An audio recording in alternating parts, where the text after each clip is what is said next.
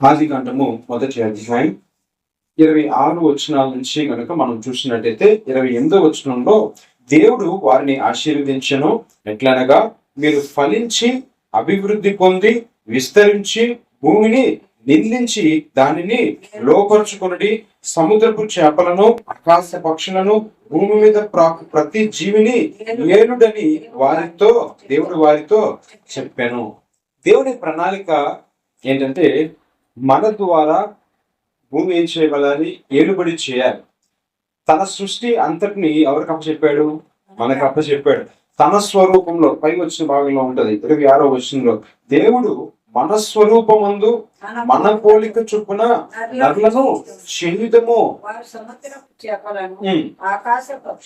ప్రతి జంతువును ఏలుదురు కాకనియు పలికెను. అధికారాన్నంతా కూడా తన స్వరూపంలో తన పోలికలో చేయబడిన తన కుమారుడికి ఇచ్చాడు. దేవుని ప్రణాళిక ఏంటంటే, మనం ఏలుబడి చేయాలి, ఈ భూమిని నిందించాలి, ఈ భూమిని లోపరుచుకోవాలి, ఈ సృష్టి అంతటిని మనం లోపరుచుకోవాలి. ఈ సృష్టి అంతటిని ఏం చేయాలి? లోపరుచుకోవాలి. కానీ దేవుని యొక్క ప్రణాళికను అపవాది ఏం చేశాడు? పాడు చేశాడు. దేవుని యొక్క ప్రణాళికను అపవాది పాడు చేశాడు.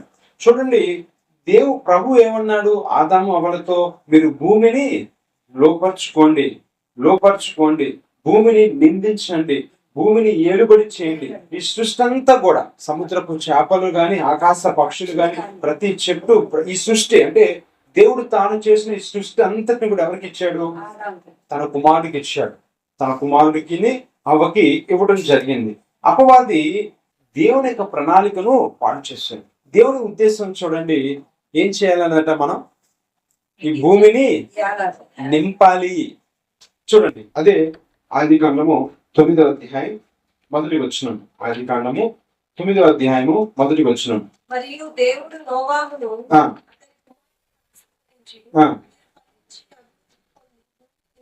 ఆగండి. మరియు దేవుడు నోవాహును అతని కుమారులను ఆశీర్వదించి, మీరు ఫలించి అభివృద్ధి పొంది. అప్పటికే జలప్రళయం అయిపోయింది. జలప్రళయం బట్టి భూమి అంతా కూడా ఏమైపోయింది? భూమి మీద ఉన్న మనుషులందరూ చనిపోయారు. 8 మంది తప్ప, నోవాహు, అతని భార్య, అతని 3 కుమారులు, 3 కోడళ్ళు. ఈ 8 మంది తప్ప ప్రాణము కలిగిన జీవి ఏది కూడా లేదు. కొన్నిటిని పశువులను, పక్షులను అవి నోవాహు ఓడలో ఎక్కించాడు. ఇవి తప్ప భూమి మీద ఉన్న, అంటే ఓడలో లేనివి తప్ప భూమి మీద ఉన్నవన్నీ నశించిపోయినాయి. ఈ 8 మంది తప్ప. దేవుని ఉద్దేశము భూమిని ఏం చేయాలంట? దేంతో నింపాలి? వినండి, దేవుడు ఏమని ఆశీర్వదించాడు? మీరు భూమిని నిందించండి, లోపరుచుకోండి అన్నాడు. ఇక్కడ చాలా స్పష్టంగా 9వ అధ్యాయం మొదటి వచనం అంటున్నాడు, దేవుడు నోవాహును అతని కుమారులను ఆశీర్వదించి ఏమన్నాడు? భూమిని నింపండి అన్నాడు. దేంతో నింపాలి? ఫలించటము అంటే ఆదికాండం మొదటి అధ్యాయంలో ఒక మాట చూసాం.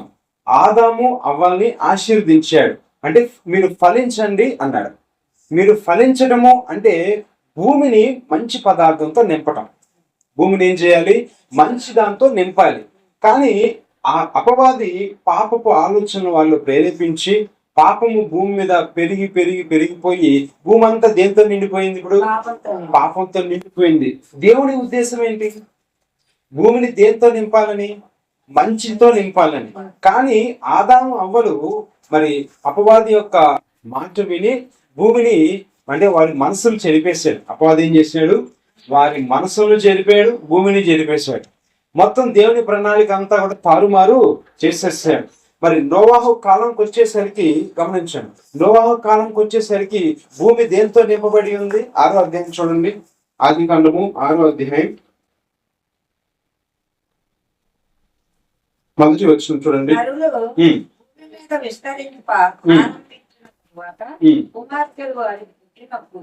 దేవుని కుమారులు నరుల కుమార్తెలు చక్కని వారని చూసి వారందరిలో తమకు మనస్సు నచ్చిన స్త్రీలను వివాహం చేసుకుంది.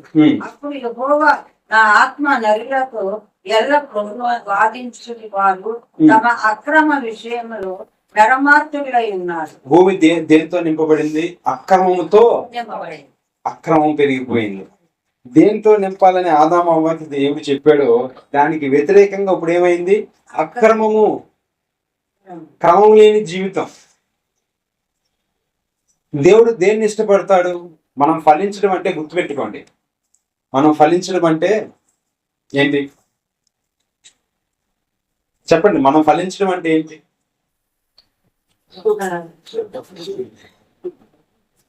క్రమమైన జీవితం కలిగినప్పుడే ఫలిస్తాం. అది ఫలింపు అంటే. భూమి ఇప్పుడు దేంతో నింపబడి ఉంది? అక్రమము, క్రమము లేని జీవితమే దేవునికి ఇష్టం లేదు. అంటే నేను సమయం గురించే మాట్లాడట్లేదు, ఒక సమయం గురించే నేను మాట్లాడట్లేదు. క్రమము కానీ ఏది కూడా దేవునికి ఇష్టము లేదు. మనం ఫలించడం అంటే మనం ఏమనుకుంటామంటే, నాకు మంచి ఉద్యోగం ఉంది, అబ్బా దేవుడు నన్ను ఆశీర్వదించాడు, దేవుడు నన్ను ఫలింపచేశాడు. ఇదా క్రమం అంటే? ఫలించడం అంటే ఇదా? కూర్చో, అటు కూర్చో, కరెంట్ వైర్లు ఉన్నట్టు కూర్చో. దేవుడు ఆదాం, వినండి, కూర్చో కూర్చో. ఆదాము అవ్వలతో దేవుడు చెప్పిన మాట ఏంటి? మీరు ఫలించండి, ఫలించండి. అదేనా మాట? మీరు ఫలించండి. ఏమని ఆశీర్వదించాడు? మీరు ఫలించండి అన్నాడు. ఫలించడము అంటే ఏంటి? 10 మంది పిల్లలు ఉంటే ఫలించడమా? లేదా మంచి ఉద్యోగము ఫలించడమా? లేదా ఇంకా ఈ లోక సంబంధంగా ఏదైనా కలిగి ఉండటం ఫలించడమా? క్రమంగా బ్రతకడమే ఫలించడం అంటే. క్రమంతో భూమిని నింపమన్నాడు, కానీ అపవాది వారి మనసును చెరిపివేసి ఇప్పుడు భూమి మీద క్రమక్రమంగా ఏం పెరుగుతూ వచ్చింది? అక్రమం పెరుగుతూ వచ్చింది. పాపానికి చాలా రూపాలు ఉన్నాయి. అక్రమం అనేది పాపానికి ఒక రూపం, అవునా? అక్రమం అనేది పాపానికి ఒక రూపం. ఇప్పుడు చూడండి, ఆదికాండము 6వ అధ్యాయము 1వ వచనం నుంచి మనం ఇక్కడ చదువుతుంటే 3వ వచనం, 6వ అధ్యాయం 3వ వచనం. అప్పుడు యెహోవా, నా ఆత్మ నరులతో ఎప్పుడునూ వాదించదు, వారు తమ అక్రమ విషయంలో నరమాతులై ఉన్నారు. ఏం పెరిగిపోయింది? అక్రమం పెరిగిపోయింది. పాపం పక్కన పెడదాం. పాపానికి 10 రూపాయలు ఉన్నాయి. పాపానికి ఒక రూపం ఏంటి? అక్రమము. పాపానికి ఒక రూపం, మనకి 10 ముద్దు పేర్లు ఉంటాయి, అవునా? అలాగే పాపానికి కూడా ముద్దు పేర్లు ఉన్నాయి బైబిల్లో. పాపానికి కూడా ముద్దు పేరు ఉంది. ఒక ముద్దు పేరు అక్రమము. చూడండి, వినాలి, శ్రద్ధగా వినాలి, అల్లం చేయదు, కాము కూర్చోండి. అప్పుడు యెహోవా, నా ఆత్మ నరులతో ఎప్పుడునూ వాదించదు, వారు తమ అక్రమ విషయంలో నరమాతులై ఉన్నారు. ఇప్పుడు భూమి దేంతో నింపబడి ఉంది? అక్రమము, క్రమం లేని జీవితం, ఇష్టానుసారమైన జీవితాన్ని అక్రమం అంటారు. అక్రమం అంటే ఏంటంటే ఇష్టానుసారంగా. ఇప్పుడు మనం ఏదైనా పనికి మన ఇష్టం వచ్చినట్టు వెళ్తే ఏమంటారు? క్రమం అంటారు, అక్రమం అంటారు. అక్రమం అంటారు, అవునా? అది మెచ్చుకుంటారు ఎవరైనా? మనం ఉద్యోగం చేసే చోట మన ఇష్టానుసారంగా మనం వెళ్తే వాళ్ళు ఒప్పుకుంటారా? మరి దేవుని సన్నిధిని కూడా మనం అలా ప్రవర్తిస్తే మనకు కుదిరినప్పుడు వస్తాం, కుదిరినప్పుడు రాకపోతాం. అది క్రమమా? భూమి దేంతో నింపబడి ఉంది? క్రమం లేని జీవితమే అది ఫలించడం కాదు. మనం ఏమనుకుంటాం అంటే, అబ్బా నేను ఫలించేశాను, ఈరోజు కొన్ని నాకున్నాయి, లేదా ఇది నేను కలిగి ఉన్నాను, ఇది ఫలించటం. క్రమంగా జీవించడమే దేవుని దృష్టికి మనం ఫలించటం అనేది. దేవుడు దాన్ని ఫలింపు అంటున్నాడు. అంతేకాని ఈ లోకంలో చూడండి, చాలా మంది ఉన్నారు, అంటే వాక్య జ్ఞానం లేని వారు ఎలా ఆలోచన చేస్తారంటే, ఒక మంచి ఉద్యోగం వచ్చింది, లేదా ఏదైనా ఒక మంచి ఇల్లు కట్టుకున్నారు, లేదా ఇంకేదైనా సంపాదించుకున్నారు. వారు ఏమంటారంటే, దేవుడు మమ్మల్ని ఆశీర్వదించాడు అంటారు. అది ఆశీర్వాదమా? మరి అన్ని జనులు కూడా ఆశీర్వదింపబడ్డారుగా. క్రైస్తవుల కంటే అన్ని జనులు ఇంకా ఆస్తి కలిగి ఉన్నారుగా. మరి దేవుడు వారిని ఆశీర్వదించినట్ట? అది ఫలింపా? ఏది ఫలింపు అంటే, క్రమంగా జీవించటమే దేవుళ్ళలో మనం ఫలించటం. క్రమంగా జీవించటమే దేవుళ్ళు మనం ఫలిస్తున్నాం, మనం క్రమంగా జీవిస్తున్నామంటే దేవుళ్ళు మనం దినదినము ఎదుగుతున్నాం అని అర్థం. దినదినము మనం దేవుల్లో, నా ఆత్మీయ జీవితం కానీ మీ ఆత్మీయ జీవితం, ఎవరి ఆత్మీయ జీవితమైనా ఫలిస్తుంది అంటే మనం దేవుళ్ళు ఏమవుతున్నట్టు, ఎదుగుతున్నట్టు. ఇప్పుడు భూమి మీద ఏం పెరుగుతూ వచ్చింది? ఆ మాట చెప్పాలి, పాపం కాదు. పాపానికి ముద్దు పేర్లు ఉన్నాయి బైబిల్లో. ఇప్పుడు ఒక్కొక్కటి తీసుకొస్తాం మీ ముందుకి. పాపానికి ముద్దు పేరు అక్రమం. భూమి మీద ఇప్పుడు ఏం పెరిగిపోయింది? అక్రమం పెరుగుతూ వస్తుంది. చూశాడు ఆదాము మొదలుకొని నోవాహు వరకు తరతరాలు మారుతూ వస్తున్నాయి. తరం మారే కొంత ఏం పెరుగుతుంది? అక్రమం పెరుగుతూ వస్తుంది. దేవుడు ఇంకా సహించలేకపోయాడు. భూమి మీద చూశాడు, నోవాహు తప్ప ఇంకెవడు క్రమమైన వాడు లేదు. ఇంక అనుకున్నాడు, ఇంక అనవసరం, నేను ఈ మనుషులతో నేను వాదించను. ప్రభు అన్నాడు, వీళ్ళతో నేను ఇంక వాదించి ఉపయోగం లేదు. వీళ్ళకి ఎంత చెప్పినా వీళ్ళు ఎన్ని తరాలు ఓపిక పట్టాడు? ఆదాము నుంచి దాదాపు నోవాహు వరకు ఎన్ని తరాలు ఉన్నాయి? అన్ని తరాలు ఓపిక పడుతూ వచ్చినప్పటికీ కూడా వాదించిన ఉపయోగం లేని పరిస్థితుల్లో దేవుడు అన్నాడు, ఇంక వాదించం నేను. వీళ్ళు నా మాట వినేవారు కాదు. అది కంటము 6వ అధ్యాయం 5వ వచనం చూడండి.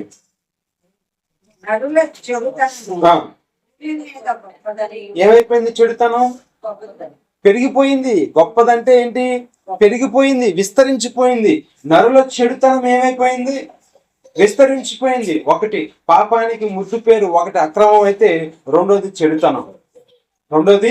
చెడుతనం.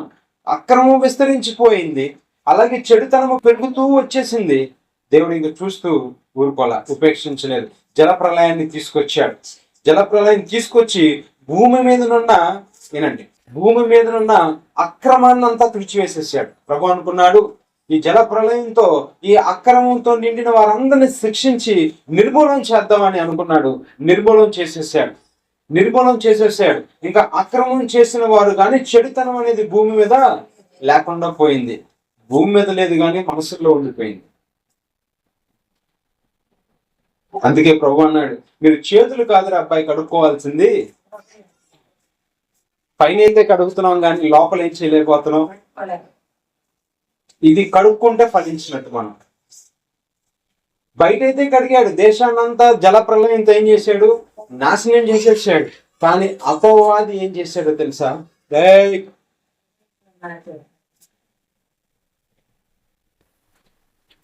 పౌలు గారు అదే అంటాడు, అపవాది మీ మనసులను ఎక్కడైనా చెరిపేస్తాడేమో నేను భయపడుతున్నాను అన్నాడు. అపవాది చేసిన పని ఏంటంటే, అలనాడు సృష్టి ప్రారంభంలోనే ఆదాము అవ్వల యొక్క మనసులను ఏం చేసేసాడు? చెరిపేశాడు. చూడండి, కీర్తనకారుడు రాస్తాడు 10వ అధ్యాయం, కీర్తన గ్రంథము 10వ అధ్యాయం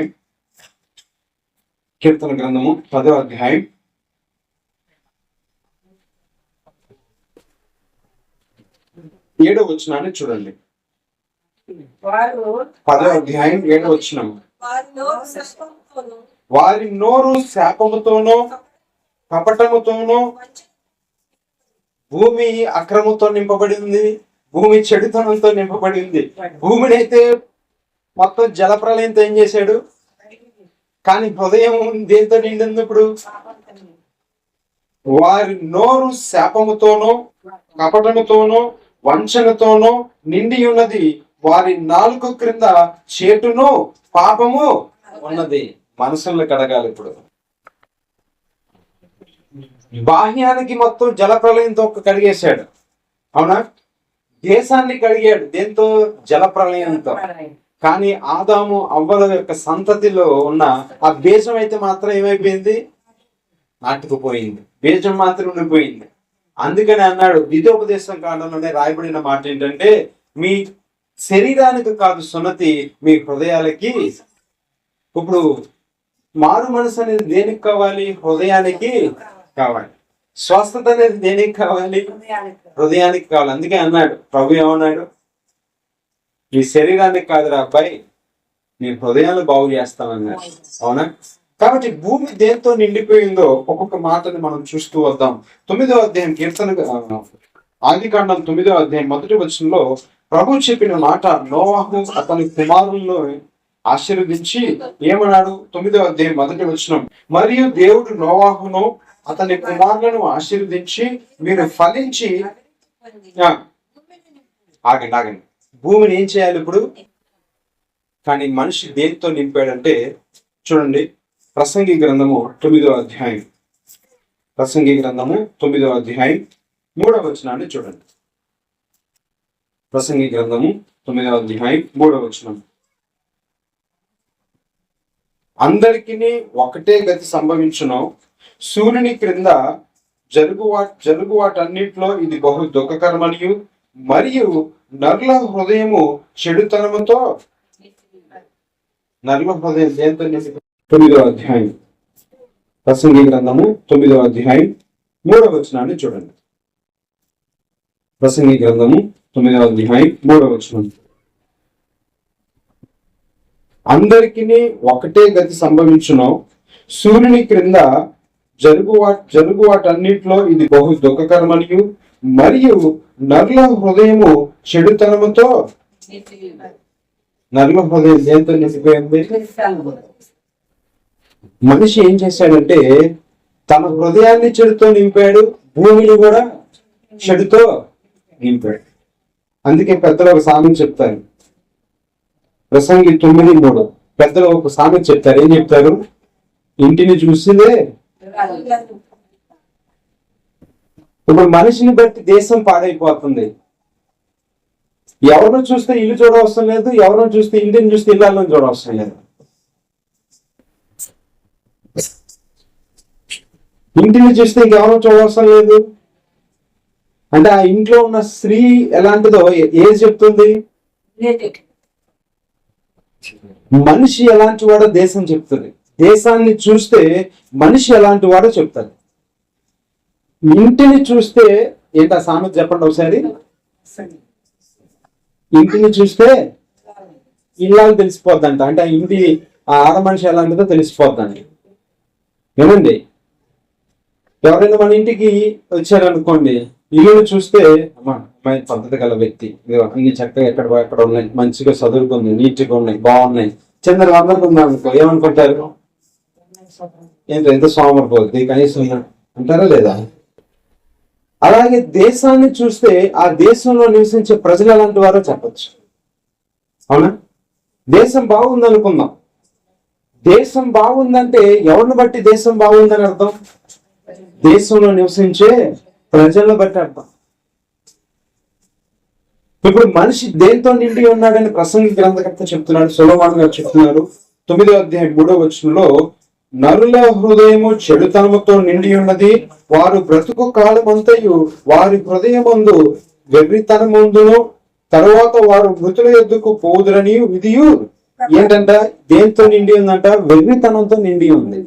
ఒకటి చెడుతనంతో, అంటే మనం దేంతో నింపబడతామో మన చుట్టూ కూడా అలాగే ఉంటది. వింటున్నారా? మన పరిస్థితి అట్లాగే ఉంటది, మన జీవితం కూడా అట్లాగే ఉంటది. మన మనసు దేనితో నింపబడి ఉంటుందో, మనము దేనితో నింపబడి ఉంటామో మన ఇల్లు అట్లాగే ఉంటది, మన జీవితం అట్లాగే ఉంటది, మన చుట్టూ ఉన్న పరిస్థితులు కూడా అట్లాగే ఉంటాయి. ఇప్పుడు మనిషి చెడుతనంతో నింపబడి ఉన్నాడు, అక్రమంతో నింపబడి ఉన్నాడు. కానీ దేశం కూడా ఏమైపోయింది? అక్రమంతోనే. దేవుడు ఏమన్నాడు? అరే బాబు, మంచితో నింపండి రా అన్నాడు. ఆదికాండం 9వ అధ్యాయం 1వ వచనంలో దేవుడు నోవాహును అతని కుమారులను ఏమని ఆశీర్వదించాడు? మీరు మంచితో నింపండి భూమిని, మీరు మంచితో నింపండి అన్నాడు. ఇప్పుడు మనిషి ఏం చేస్తున్నాడు? దేంతో నింపుతున్నాడు? తను చెడుతో నింపబడుతున్నాడు. తను చెడుతో నింపబడి భూమిని కూడా ఏం చేస్తున్నాడు? చెడుతో నింపుతున్నాడు. దేవుడు ఏ ప్రణాళికతో ఉన్నాడో ఆ ప్రణాళిక విరోధంగా మనం నింపబడి ఉంటున్నామని వాక్యం చెప్తుంది. యెషయా గ్రంథము 2వ అధ్యాయం, యెషయా గ్రంథము 2వ అధ్యాయం 8వ వచనాన్ని చూడండి. వారి దేశము విగ్రహములతో నిండి ఉన్నది, వారి దేశము విగ్రహములతో నిండి ఉన్నది.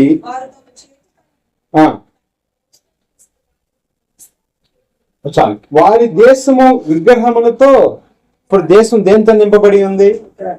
వ్యర్థమైన వ్యర్థ దేవతలతో నింపబడి ఉంది. వాస్తవానికి దేంతో నింపబడాలి? దేవుని మహిమతో నింపబడి ఉండాలి. ఇశ్రాయేలు దేశం గురించి మాట్లాడుతున్నాడు ప్రభు. దేశం దేంతో నింపబడాలి? దేవుని కృపతో నింపబడి ఉండాలి, దేవుని మహిమతో నింపబడి ఉండాలి, ఆయన ఆరాధనతో నింపబడి ఉండాలి. నేను చాలా సంవత్సరాలు అయింది ఇది జరిగి, దాదాపుగా ఇంచుమించుగా 12-13 సంవత్సరాలు అవుతుంది జరిగి.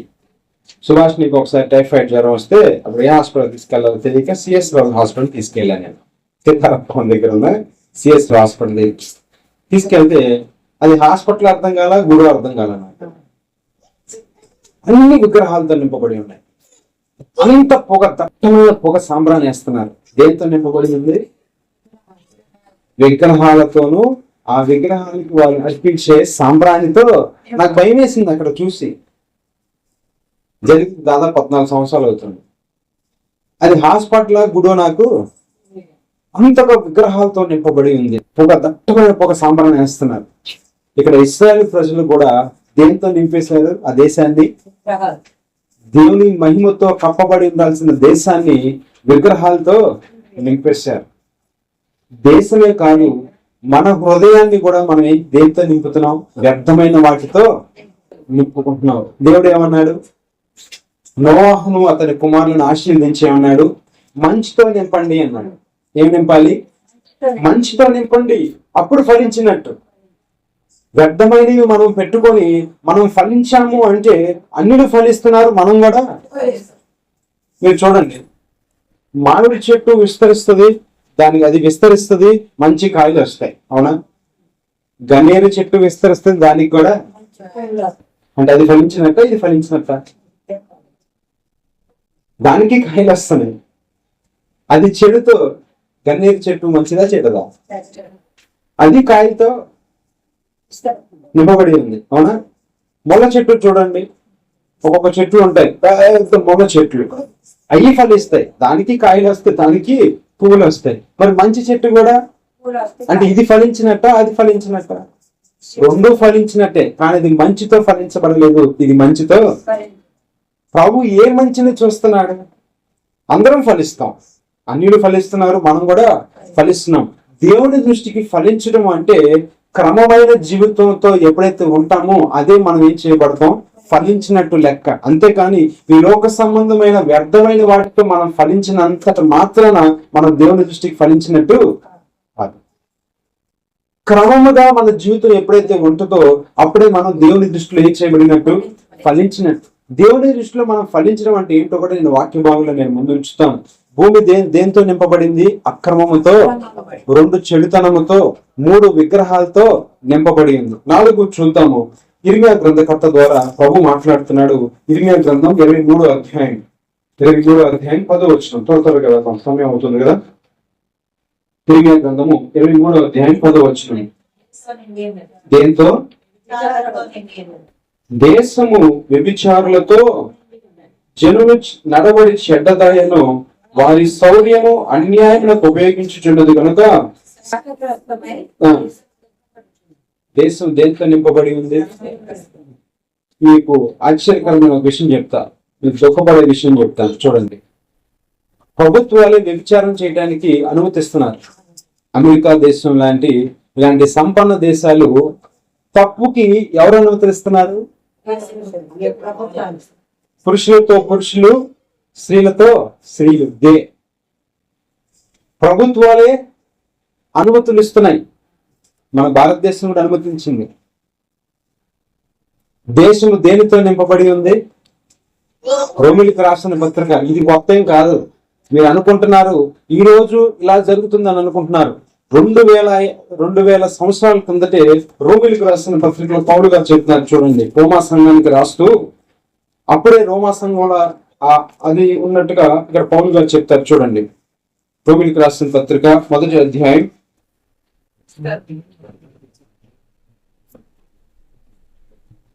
26వ వచనం చూడండి. రోమిలికి రాసిన పత్రిక 1వ అధ్యాయం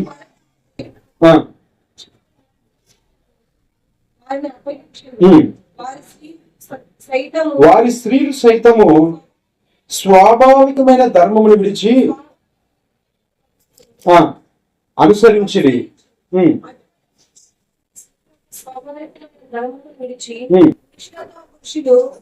అవాచ్యమైన చేయొచ్చు ఆ, తమ తప్పిదములకు తగిన ప్రతిఫలము పొంది ఇది ఎప్పటి నుంచి జరుగుతుంది? పురుషులతో పురుషుల పాపం, స్త్రీలతో స్త్రీలు. దేవుడు నిర్మించిన ధర్మం ఏంటి? స్త్రీ పురుషుడు ఏకీభవించాలని దేవుడు పెట్టిన న్యాయం, ధర్మం. కానీ చూడండి, అపవాది వారి మనసును చెరిపేసేసి భూమి మీద అక్రమాన్ని ఎలా విస్తరింపచేశాడంటే, భూమి మీద చెడుతనాన్ని ఎలా తీసుకొస్తూ వచ్చాడంటే, పురుషులతో పురుషులు పాపం చేస్తున్నారు, స్త్రీలతో స్త్రీలు. ఇది ఎప్పటి నుంచి? 2000 సంవత్సరాల కిందటే ఉంది. ఇది కొత్త ఏం కాదు, ఇది కొత్త ఏం కాదు. ఇలాంటి భయంకరమైన పాపాన్ని మనిషి చేస్తూ భూమిని దేంతో నింపుతున్నాడు? వ్యభిచారంతో, చెడుతనముతో నింపుతూ ఉన్నాడు. ప్రభు అన్నాడు దేంతో నింపమన్నాడు? మంచితో నింపమన్నాడు. కానీ మనిషి దేనితో నింపుతూ వచ్చాడు? దేంతో నింపుతుంది రమ్మా పెన్ను. మనిషి ఇప్పుడు దేంతో నింపుతూ వచ్చాడు? దేవునికి విరోధమైన క్రియలు చేస్తూ, తాను చేస్తూ భూమిని కూడా నాశనానికి. ఆదాము అవ్వల బట్టే భూమి శపింపబడి ఉంది. అంటే మనం చేసే పాపాన్ని బట్టి దేశం ఏమైపోతుంది? పాడైపోతుంది. దేశాన్ని మనం శాపగ్రస్తులము చేస్తున్నాం. ఒకటి, అక్రమంతో నింపాం. అవునా? భూమిని ఇప్పుడు దేంతో నింపాం? మనం అక్రమంతో నింపబడ్డాము, భూమిని అక్రమంతో. చెప్పాను కదా, ఇంటిని చూస్తే ఇలాన్ని, మనల్ని చూస్తే దేశాన్ని చూసినట్టే, అలాగే దేశాన్ని చూస్తే మనం చూసినట్టే. అంటే దేశాన్ని చూస్తే మనం ఎలాంటి వాళ్ళమో తెలిసిపోదు, అలాగే ఇంటిని చూస్తే మనం ఎలాంటి వాళ్ళమో తెలిసిపోదు. ఇప్పుడు దేశం దేంతో నింపబడి ఉంది? అక్రమముతోనూ, చెడుతనముతోనూ, విగ్రహాలతోనూ, వ్యభిచారముతోనూ నింపబడి ఉంది. ఎవరితో నింపబడుతుంది? ఇది ఎవరి ద్వారా నింపబడుతుంది? ఎవరు చేస్తున్నారు? మనమే. దీన్ని ఏం చేస్తున్నాం? నింపుతున్నాం. ఇంకొక మాట కూడా చూడండి, యెహెజ్కేలు గ్రంథం 7వ అధ్యాయం 23వ వచనం. యెహెజ్కేలు గ్రంథం 7వ అధ్యాయం 23వ వచనం. దేశము రక్తంతో నిండి ఉన్నది. ఆగండి, దేశం ఇప్పుడు దేనితో నింపబడుతుంది? ఎక్కడ చూసినా రక్తపాతమే, ఎక్కడ చూసినా హత్యలే. 7:23 యెహెజ్కేలు గ్రంథము 7వ అధ్యాయం 23వ వచనం. దేశం దేంతో నింపబడిందట? రక్తముతోనూ, పట్టణము బలత్కారముతోనూ. ఎక్కడ చూడండి అండి, హత్యలేనా? అంటే మనిషి ఈరోజు ఎలా తయారయ్యాడంటే, మన ఊహకు అందట్లా. అదేదో కర్ణాటకలో ధర్మస్థల అంటే ఏదో ప్రాంతం, ధర్మస్థల దాదాపుగా 15 సంవత్సరాల తర్వాత బయటపడింది. కొన్ని మరి ఎవరు చేశారో ఏంటో ఎవరికి తెలియదు, కానీ మరి ఎవరు చేశారో అవన్నీ ఇంకా బయటికి రాలా. ఒక వ్యక్తి బయటకు వచ్చి, అక్కడ ఉద్యోగిగా ఉన్న వ్యక్తి బయటకు వచ్చి కంప్లైంట్ పెట్టాడు, నేను సజీవంగా పూడ్చిపెట్టిన చాలా మంది. నేను ఎలాగంటే మనిషి బ్రతికొండంగానే పూడ్చిపెట్టేశాను, కొన్ని వందల శవాలను పూడ్చిపెట్టాడు. చూడండి, అపవాది మన మనసుల్ని చెడుతో నింపి, అక్రమంతో నింపి, ఇప్పుడు భూమి ఏం చేస్తున్నాడు? వాడు పాడు చేస్తున్నాడు. దేవుడు అన్నాడు, నువ్వు మంచితో భూమిని నింపు. నువ్వు మంచితో నింపాలి అంటే అపవాది మన మనసును చెరిపివేసి భూమి మీద అక్రమంతో నింపుతున్నాడు, చెడుతనాన్ని నింపుతున్నాడు, విగ్రహాలతో నింపాడు, వ్యభిచారంతో నింపాడు, రక్తంతో నింపాడు, బలత్కారంతో. నా కోర్టులో ఇన్ని కేసులు ఎందుకు? బలత్కారం అడిగేది ఏం లేదు, దోచుకోవటమే. బలత్కారం ఏంటి? దోచుకోవటమే. ఆదికాండం 6వ అధ్యాయం మనం చూసాం, దేవుని కుమారులు, నరుల కుమార్తెలు చక్కని వారిని ఎవరితో వాళ్ళు వెళ్ళారు, బలత్కారులు పుట్టారు. భూమి మీద ఎవరు పుట్టారట? బలత్కారులు పుట్టారు. బలత్కారం అంటే ఇంక ఎదుటి వ్యక్తి అభిప్రాయంతో పని లేదు. ప్రస్తుతం అలాంటి పరిస్థితులను మనం భూమి బలత్కారంతో చేయబడుతుంది. ఇప్పుడు మన ఇష్టాలకి తావులేదు, మన ఆలోచనలకి తావులేదు. బలత్కారంతో భూమి చేయబడిందట, నింపబడి ఉంది. చూడండి, ఇంకొక మాట కూడా చూద్దాం. లూకాసు వార్త 11వ అధ్యాయం. లూకాసు వార్త 11వ అధ్యాయం 39వ వచనాన్ని చూడండి. లూకాసు వార్త 11వ అధ్యాయం 39వ వచనం. అందుకు ప్రభు ఇట్లా, నేను పళ్ళెమును వెలుపల శుద్ధి చేయుదు గాని ఉమ్. ఈ అంతరంగము గోపుతోను చెడుతనంతోను మన అంతరంగం దేంతో నింపబడి ఉంది? దేశం వీటన్నిటితో నింపబడిందంటే కారణం మన అంతరంగం ఏమైపోయింది?